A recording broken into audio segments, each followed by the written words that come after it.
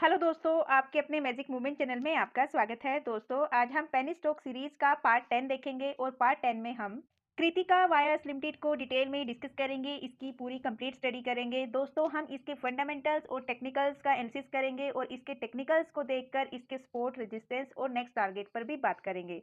और दोस्तों, आप वीडियो के एंड तक बने रहिए। वीडियो के एंड में हम वीडियो को कंक्लूजन देते हैं, जिससे आपके माइंड में क्लैरिटी आएगी कि अभी आपको इस पेनी स्टॉक में क्या करना चाहिए। चलो दोस्तों, करते हैं वीडियो की शुरुआत कृतिका वायर्स के साथ।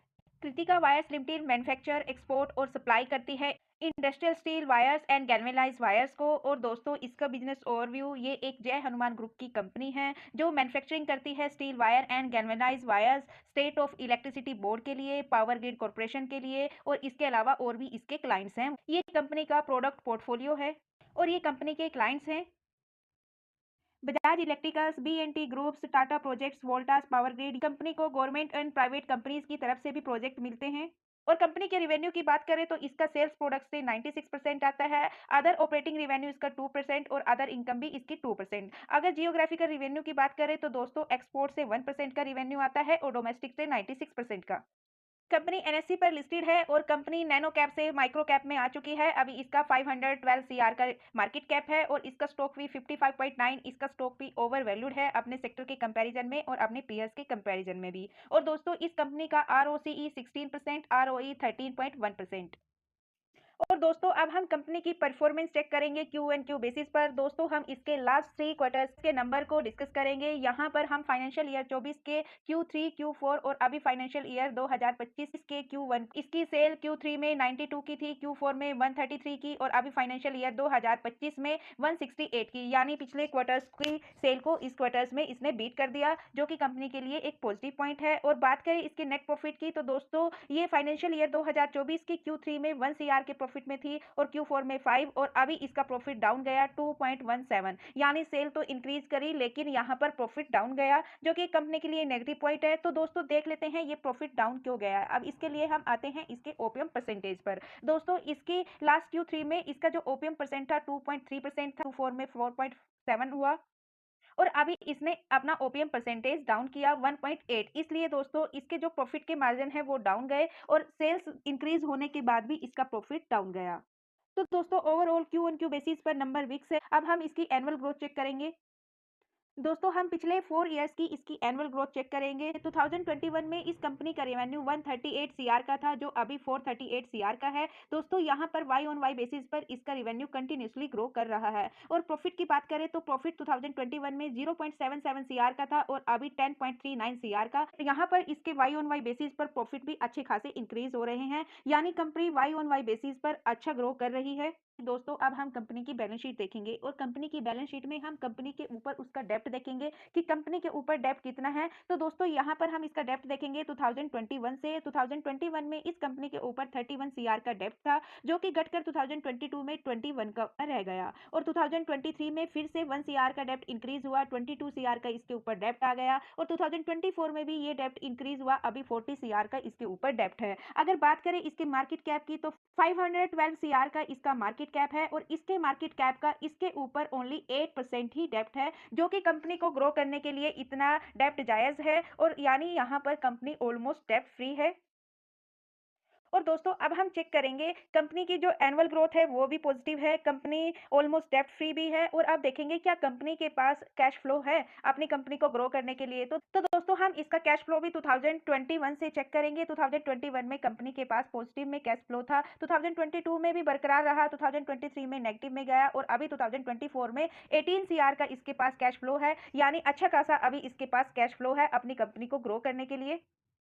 और दोस्तों, अब हम कंपनी के शेयर होल्डिंग पैटर्न को चेक करेंगे। इसमें इसके इन्वेस्टर्स की परसेंटेज को देखेंगे और यहाँ पर हम जून 2022 से लेकर जून 2024 तक के इसके शेयर होल्डिंग पैटर्न को डिस्कस करेंगे। यहाँ पर प्रोमोटर्स जून 2022 में 72.89% के साथ थे, जो कि कांस्टेंट बने रहे सितंबर 2023 तक। लेकिन दिसंबर 2023 में प्रमोटर्स ने लगभग अपने 13% स्टेक को डिक्रीज किया और लेकिन नेक्स्ट क्वार्टर में ही इसने अपने इसी 13% स्टेक को इंक्रीज किया। यानी जितने प्रमोटर्स ने जितना बेचा था लगभग उतना ही फिर से परचेज किया और अभी 72.55% के साथ इसमें बने हुए हैं। यानी यहाँ पर इसके प्रमोटर्स को अपनी कंपनी के ऊपर पूरा ट्रस्ट है। और दोस्तों यहाँ पर डीआईज ने भी बाइंग की थी सितंबर 2022 में, लेकिन अभी डीआईज ने अपने पूरे स्टेक को नील कर लिया और यहाँ पर पब्लिक का स्टेक जून 2022 में 27.10% था, जो अभी 27.45। यहाँ पर ओवरऑल पब्लिक ने अपने स्टेक को इंक्रीज किया। लेकिन अगर हम बात करें दिसंबर 2023 की, जहां पर इसके प्रमोटर्स ने अपने 13% स्टेक को डिक्रीज किया था, तो दोस्तों यहाँ पर प्रमोटर्स ने ये पब्लिक को सेल किया था। यहाँ पर पब्लिक का स्टेक इंक्रीज हुआ, लेकिन साथ के साथ अगले ही क्वार्टर में प्रमोटर्स ने अपना स्टेक वापस लिया, यानी फिर से इसमें बाइंग की और फिर से ये पब्लिक यहाँ पर 2023 के दिसंबर के कंपैरिजन में फिर से वही कांस्टेंट बन गई। और दोस्तों अब बात करेंगे हम कंपनी के डिविडेंड पे आउट परसेंटेज की और साथ में इसके सीएजीआर की। दोस्तों कंपनी डिविडेंड पे आउट भी करती है, लेकिन कंपनी ने 2022 में ही डिविडेंड पे आउट किया था 22% का। 2023 में कोई डिविडेंड पे नहीं किया और ना ही 2024 में कोई डिविडेंड पे किया। और बात करें इसके सीएजीआर की, तो दोस्तों इसकी सेल्स ग्रोथ में डबल डिजिट की ग्रोथ है लास्ट 3 ईयर से, और प्रॉफिट ग्रोथ में भी डबल डिजिट की ग्रोथ है, बल्कि लास्ट 3 ईयर में तो ट्रिपल डिजिट की ग्रोथ है। अगर बात करें स्टॉक प्राइस की सीएजीआर की, तो दोस्तों इसके सीएजीआर में ट्रिपल डिजिट की ग्रोथ है। लास्ट ईयर इसने 224% की सीएजीआर दिए, यानी इसका स्टॉक 224% के साथ अप गया और रिटर्न ऑन इक्विटी भी इसकी इंक्रीज हुई, जो कि कंपनी के लिए एक पॉजिटिव पॉइंट है।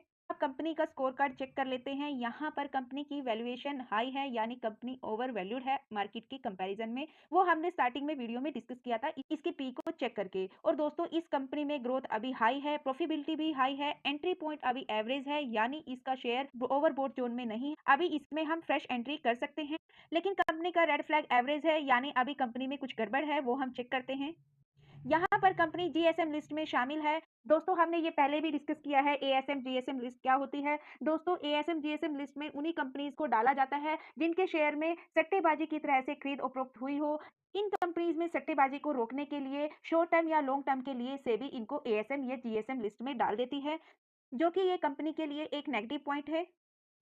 और दोस्तों अब हम बात करेंगे इसके रिटर्न्स और इसके वॉल्यूम्स की। दोस्तों पिछले एक मंथ में इस कंपनी का एवरेज वॉल्यूम 5 लाख था, जिसमें से 3 लाख इसमें इन्वेस्टर थे, यानी 63% इसमें इन्वेस्टर्स हैं। और लास्ट वीक का एवरेज वॉल्यूम इसमें 3 लाख था, उसमें से 2 लाख इन्वेस्टर्स हैं। और यस्टरडे ट्रेडिंग सेशन का वॉल्यूम 4 लाख था, जिसमें से 3 लाख इसमें इन्वेस्टर्स हैं। और अभी 12:30 तक इसका जो वॉल्यूम है वो 1 लाख है। और दोस्तों इस कंपनी ने पिछले 5 साल में 178% के रिटर्न्स दिए, 3 साल में 198% के रिटर्न्स दिए, 2 साल में कंपनी ने थोड़े नेगेटिव रिटर्न्स दिए, लेकिन लास्ट ईयर से इसने 12% के रिटर्न्स दिए और 6 मंथ में भी इसने पॉजिटिव रिटर्न्स दिए। बाकी हम इसके ओवरऑल रिटर्न्स की बात करें, जब से कंपनी लिस्ट हुई है अब तक इस कंपनी ने 396% के रिटर्न्स दिए हैं। और इस कंपनी के शेयर का जो लो प्राइस था वो ₹2.20 था, ऑल टाइम हाई इसका ₹24.50 है। और अभी जो स्टॉक ट्रेड कर रहा है ₹19.05 पर। और दोस्तों ये कंपनी एक स्मॉल कैप कंपनी है, माइक्रो कैप कंपनी है, जिसमें रिस्क मॉडरेट है।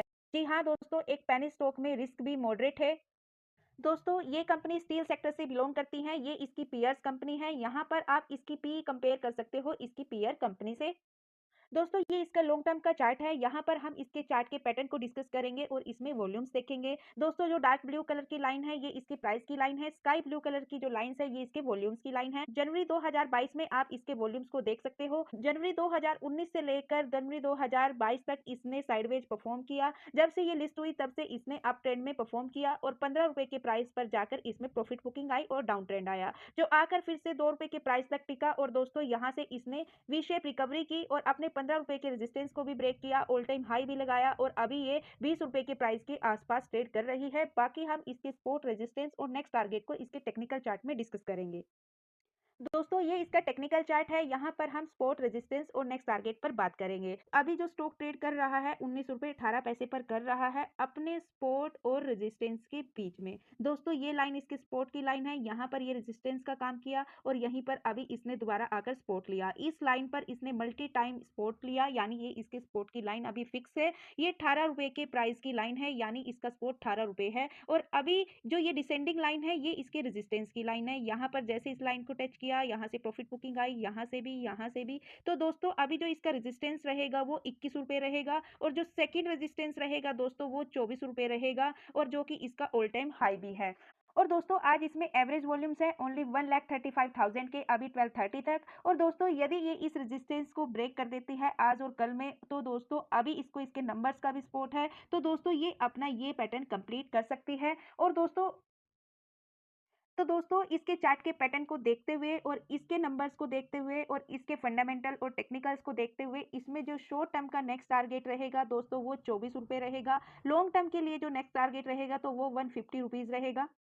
क्योंकि दोस्तों जब से कंपनी लिस्ट हुई है तब से ऑलमोस्ट अप ट्रेंड में है। और दोस्तों बाकी हम इसके बाइंग सेलिंग लेवल को इसके कंक्लूजन में डिस्कस करते हैं। हमने इसके बिजनेस को डिस्कस किया, इसके बेसिक फंडामेंटल्स को डिस्कस किया, इसकी टेक्निकल चार्ट को स्टडी किया, शेयर होल्डिंग पैटर्न को चेक किया। कंक्लूजन दोस्तों अगर कोई इस कंपनी में इंटरेस्टेड है, फ्रेश बाइंग करना चाहता है या फिर एड ऑन करना चाहता है, तो दोस्तों मेरे ओपिनियन से आप इसमें 19 रुपए के प्राइस पर स्मॉल अमाउंट के साथ इसमें बाइंग कर सकते हो। और ज़्यादा शॉर्ट ही चाहिए तो दोस्तों जैसे ये इस रेजिस्टेंस को ब्रेक करती है और सस्टेन करती है तो दोस्तों आप 21 रुपए के प्राइस पर भी इसमें बाइंग कर सकते हो। और दोस्तों अगर किसी के पास इस कंपनी का स्टेक है, प्रॉफिटेबल है, प्रॉफिट बुकिंग करना चाहता है, तो दोस्तों उसको अभी वेट एंड वॉच करना चाहिए इसके 24 रुपए के प्राइस के ब्रेक होने का। और और चाहो तो दोस्तों आप इसको लॉन्ग टर्म के लिए भी होल्ड रख सकते हो, क्योंकि स्मॉल कैप क्या माइक्रो कैप कंपनी है, मॉडरेट टू रिस्क है और फंडामेंटल स्ट्रॉन्ग है, क्लाइंट्स भी अच्छे हैं। तो दोस्तों आप इसको अगर लॉन्ग टर्म के लिए रखोगे तो ये आपको मल्टी बैगर रिटर्न्स दे सकती है मेरे ओपिनियन से। लेकिन दोस्तों ये वीडियो एजुकेशनल पर्पस से है, मेरी तरफ से किसी भी स्टॉक के लिए कोई रिकमेंडेशन नहीं है। तो दोस्तों ये था पेनी स्टॉक सीरीज का पार्ट 10 जिसमें हमने कृतिका वायर्स को डिटेल में डिस्कस किया, इसकी कंप्लीट स्टडी की। दोस्तों यदि आपको वीडियो पसंद आए, यदि वीडियो से आपको कुछ सीखने को मिला तो प्लीज़ वीडियो को लाइक कीजिए, शेयर कीजिए एंड कमेंट कीजिए। और दोस्तों यदि आप चैनल पर नए हो तो चैनल को सब्सक्राइब कीजिए, बेल आइकन को प्रेस कीजिए। और दोस्तों यदि आपको वीडियो में कुछ कमी नजर आए तो प्लीज़ उसका भी फीडबैक दीजिए, कमेंट कीजिए, मुझे आपके फीडबैक और कमेंट का इंतजार रहेगा। और दोस्तों अब तक हमारे साथ बने रहने के लिए बहुत बहुत धन्यवाद दोस्तों। मिलते हैं दोस्तों नेक्स्ट पेनी स्टॉक में, तब तक के लिए बाय बाय दोस्तों। प्लीज भाई लाइक को कर दो।